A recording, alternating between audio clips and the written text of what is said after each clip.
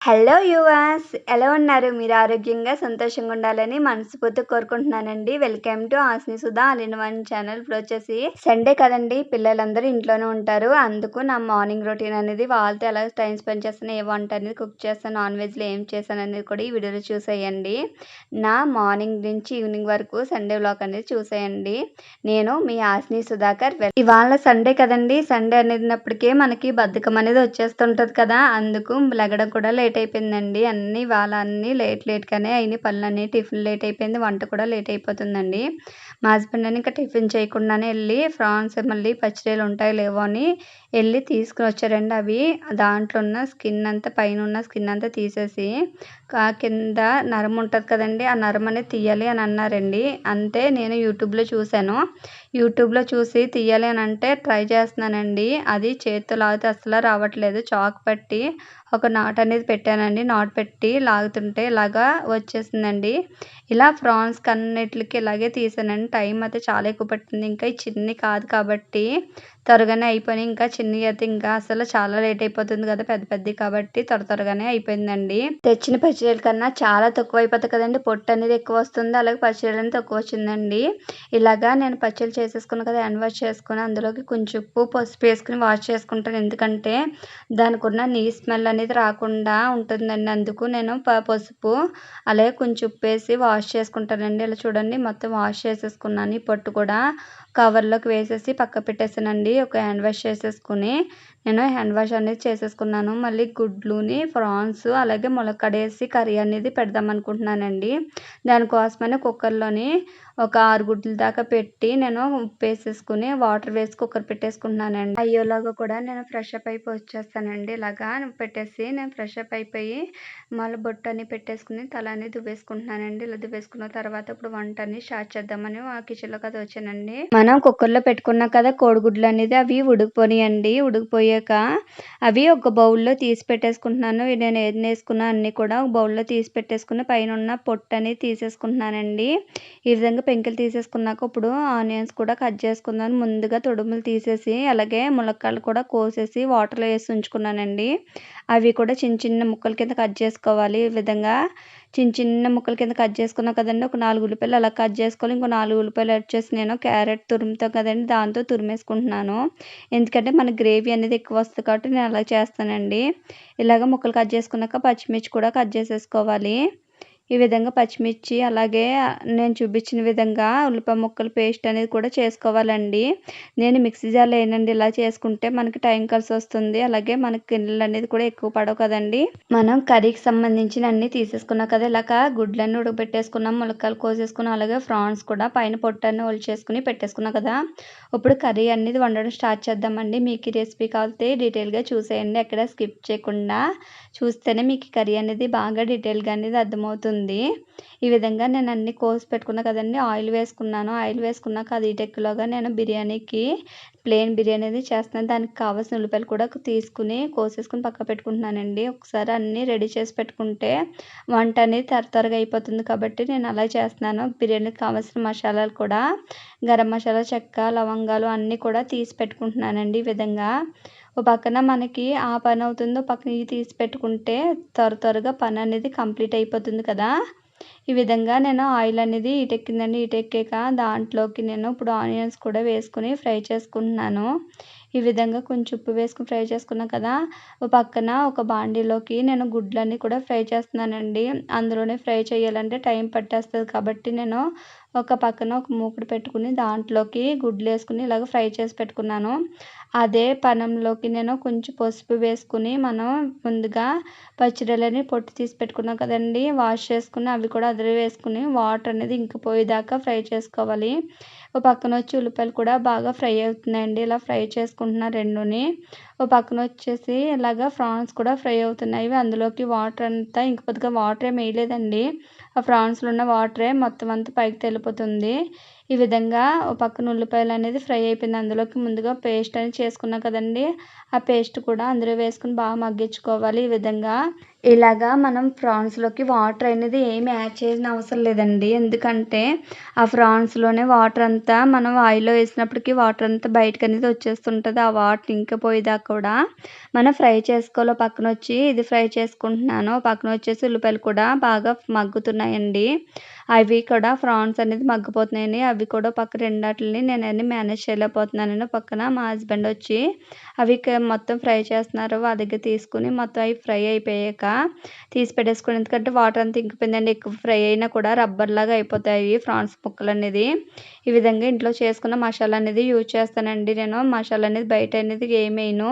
అందులో కారము 2 స్పూన్ల నుంచి 3 స్పూన్ల దాకా కారం అనేది యాడ్ చేస్తున్నానండి. ఇక్కడ ముక్కలనేది వేసేసుకున్నానండి. వేసుకొని ఒక 5 మినిట్స్ మగ్గాక ఇయన్నీ ఉప్పు, కారం, పసుపు అనేది వేసుకుంటున్నాను. ఉప్పు కూడా సమానపాలంగా వేసుకోవాలండి. ఎక్కువ వేసుకున్నారనుకో ములక్కాడలు అనేది పీల్చేసుకుని అవి ఉప్పుగా ఉంటాయి. అందుకు చూసుకొని కొంచెం తక్కువ వేసుకోండి. ఇలా గ్లాసుడు వాటర్ దాకా వేసుకోవాలండి. వేసుకున్నాక మనం ఫ్రై చేసుకున్న గుడ్లు అలాగే మనం ముందుగా ఫ్రై చేసుకున్న పచ్చిరొయ్యలు కూడా అందులోనే వేసేసుకోవాలండి. వేసుకొని బాగా మగ్గించుకోవాలి. దాంట్లోకి ఆయిల్ ఉంది కదండీ! ఆయిల్ కూడా వాటర్‌లో కడిగేసి ఒకసారి అందులో వేసేసుకుందాము. ఇలాగా వేసుకున్నాం కదా అన్ని ఐటెమ్స్ కూడాని ఒక్కసారి కలుపుకుందాము గట్టి పట్టుకొని. ఈ విధంగా ఒకసారి కలుపుకొని మూత పెట్టేసుకుంటే అది లో ఫ్లేమ్‌లోనే మగ్గాలండి. ఎందుకంటే మనం ములక్కాడలు కూడా ముందుగా ఏం ఉడకబెట్టలేదు కదా! అవి ఇప్పుడు ఆ వాటర్ తోటే మగ్గాలి. మొత్తం ములక్కాడలు కూడా బాగా ఉడకాలి కదా! అందులోకి ఇప్పుడు నేను వాటర్ వేసేసుకొని మూత పెట్టుకొని లో ఫ్లేమ్‌లో మగ్గించుకుంటానండి. కొంచెం టైం పట్టినా కూడా నేను ఇంకా అన్నము, బిర్యానీ అనేది ఏం ఇంకా పెట్టలేదు. ఆ 2 చేయాలి కాబట్టి ఆ 2 అయ్యేలోగా ఇది కూడా మగ్గిపోతుంది. అది పక్కకు పెట్టేసుకొని ఒక పక్కన నేను బిర్యానీ ఫస్ట్ వచ్చేసి బిర్యానీ తాలింపు పెట్టుకుంటున్నాను. కుక్కర్ పెట్టుకుని అందులోకి ఆయిల్ ఒక స్పూన్ దాకా నేను నెయ్యి అనేది యాడ్ చేస్తున్నానండి. ముందుగా బిర్యానీ మసాలా అనేది మనం రెడీ చేసి పెట్టుకున్నాం కదా! అవి కూడా వేసుకొని ఫ్రై చేసేసుకోవాలి. ఇలాగ అన్నిటిని ఫ్రై చేసేసుకోవాలండి.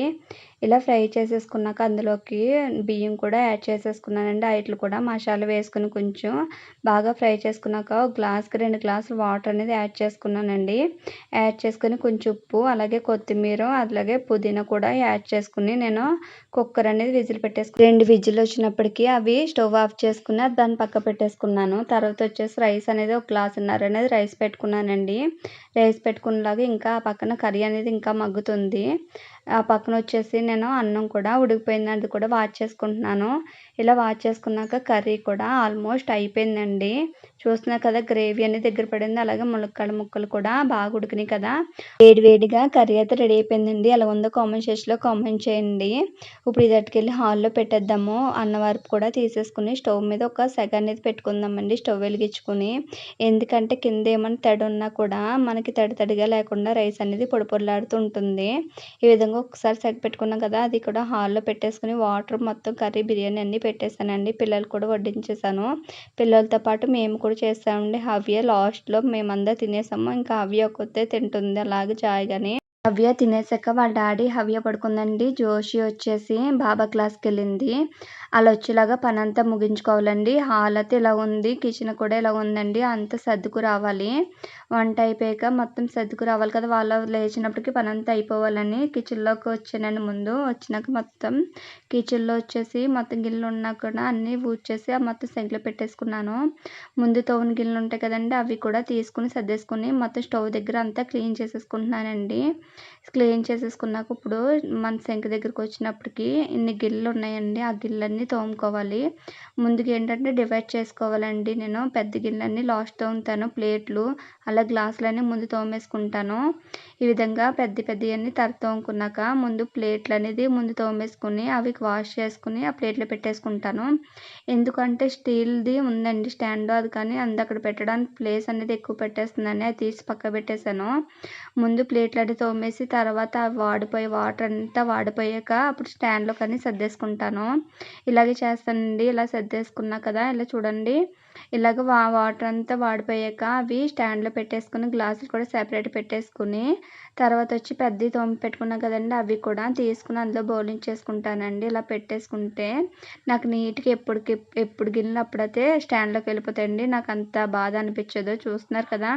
ఇలాగ కిచెన్ అంతా సర్దేశాను నీట్‌గానే. ఇలా సర్దేసుకున్నాక ఇప్పుడు వచ్చి హాల్‌లోకి వచ్చానండి. హాల్‌లో చూడండి చాలా శుభ్రంగా ఉంది కదండీ! ఈ శుభ్రాన్ని అంతా కూడా ఇప్పుడు క్లీన్ చేయాలి. నేను అంతా పని చేసినప్పుడు కావ్య కూడా లేసిపోయిందండి. ఓ పక్కన తనని పక్కన పెట్టేసి మొత్తం అంతా క్లీన్ చేసుకొని సర్దుకొని వస్తున్నానండి. ఈ విధంగా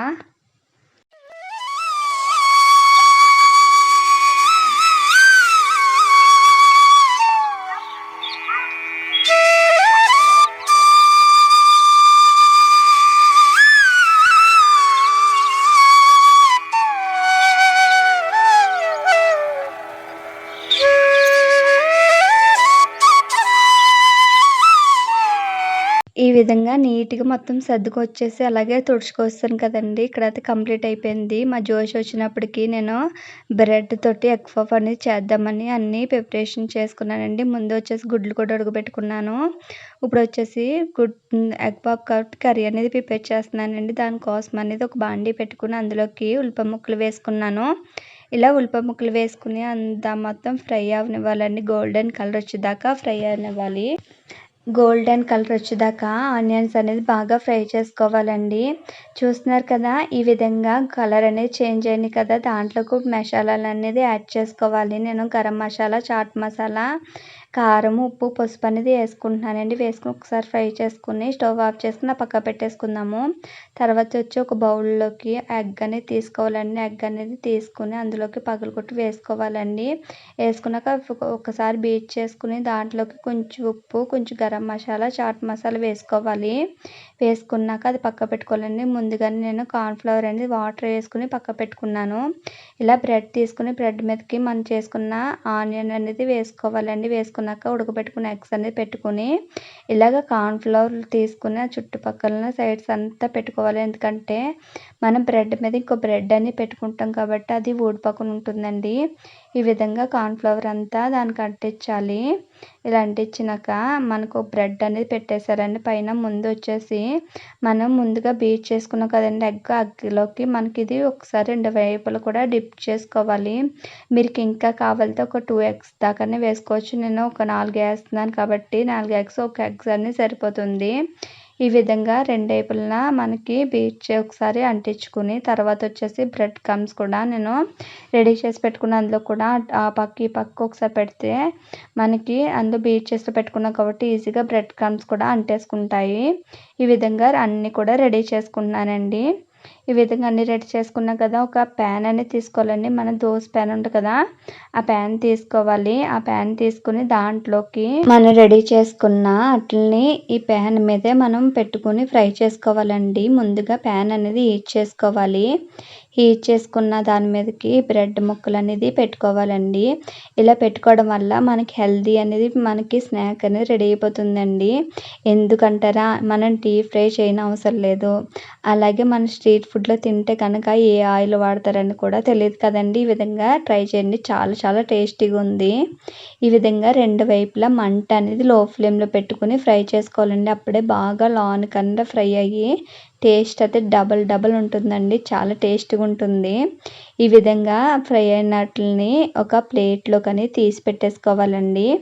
ఈ విధంగా అన్నిటిని తీసి ప్లేట్లో పెట్టేసుకున్నానండి. ఇవన్నీ మా పిల్లలకి అట్టుకెళ్ళిస్తాను. వాళ్ళైతే చాలా ఇష్టంగా తిన్నారండి. మేము నలుగురు కూర్చుని స్నాక్స్ అనేది కంప్లీట్ చేసాము. ఈ విధంగా టీవీ చూస్తా స్నాక్స్ అనేది తింటే భలే మజా వస్తుంది కదండి. ఈ విధంగా స్నాక్స్ అనేది చాలా చాలా బాగా వచ్చిందండి. ఈ విధంగా మీరు ఒకసారి ఇంట్లో చేసి పెట్టండి. చాలా హెల్తీ, అంతేకాకుండా చాలా టేస్టీగా ఉంటుంది. పిల్లలు కూడా ఇష్టపడి తింటారండి. ఈ విధంగా ఒకసారి ట్రై చేసి చూడండి. ఈ వ్లాగ్ అనేది మీకు నచ్చిందా? అయితే మా ఛానల్ని సబ్స్క్రైబ్ చేసుకోండి. మా పిల్లలు ఇచ్చిన రివ్యూ కూడా ఒకసారి లాస్ట్లో చూసేయండి. చెప్పు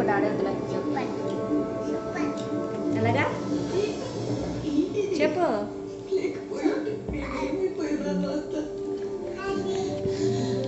బాయ్ చెప్పు బాయ్ చెప్పు.